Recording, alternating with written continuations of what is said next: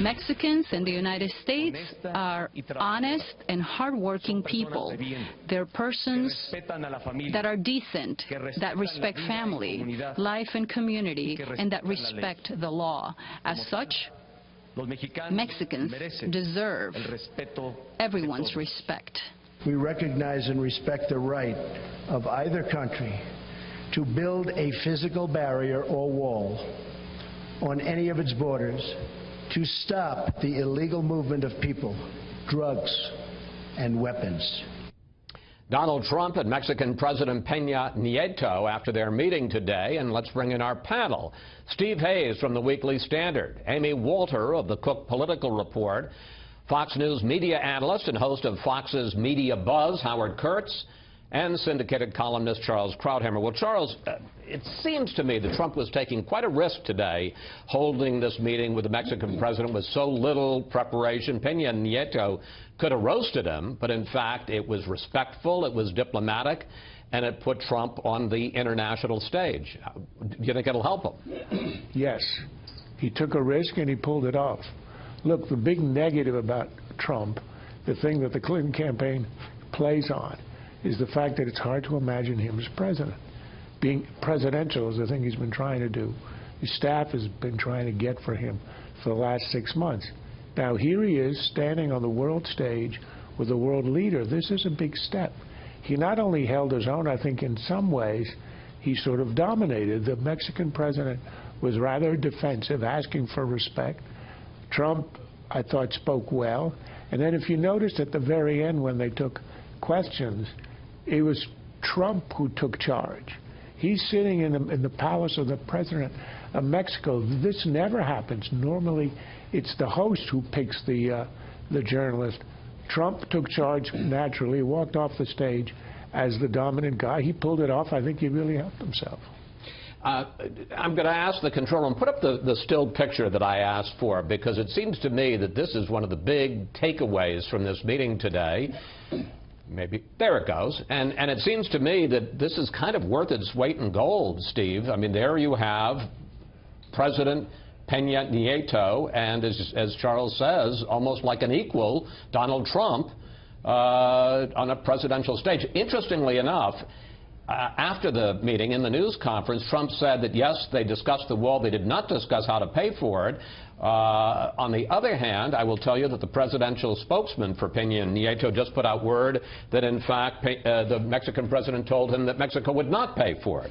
Having said all of that, your reaction to the meeting today? I agree with Charles. I think this is actually the single best day of the general election campaign for Donald Trump, because, as Charles said, I mean, this was Hillary Clinton's goal, was to otherize Donald Trump. Remember, in the early stages of the general election campaign, she attacked him more or less as a typical Republican. He's going to lower your taxes. He favors the wealthy. It'll be bad Supreme Court choices. Women's choice will be taken away. And then she turned at the Democratic convention and decided to make Donald Trump unacceptable. He couldn't be commander-in-chief. He's unfit to serve as president, trying to make him look dangerous, a threat, really, to the future of the republic.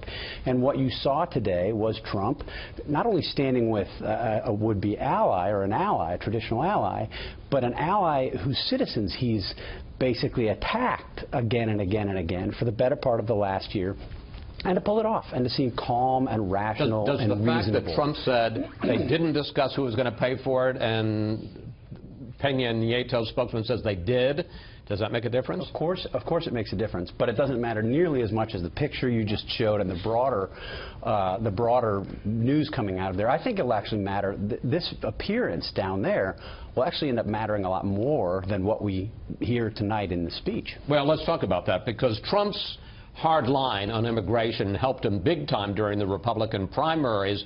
But I want to put up some numbers from this new Fox poll, which may indicate why there's such an effort to pivot on this. What should happen, the pollsters asked, to illegal immigrants working in the U.S.? 77% said legalize them. Only 19% say deport them. Amy, is that what Trump's apparent softening on this issue is all about? Certainly. This is the pivoting that we've been hearing he was going to be making since May. And every time there was a pivot, then there was a, I guess I'm going to mix my metaphors, but he would use his, he would shoot himself in his pivot foot, okay? And then we would make the case that, well, the next time he's going to make the pivot, and the next time this is going to stick, and he's going to be a general election candidate. Then he went into the convention, and he basically went on a message that was all about the primary. He was doing nothing to suggest that he was speaking to general election voters. Now, finally, this many weeks after the convention, he is trying to talk to general election voters.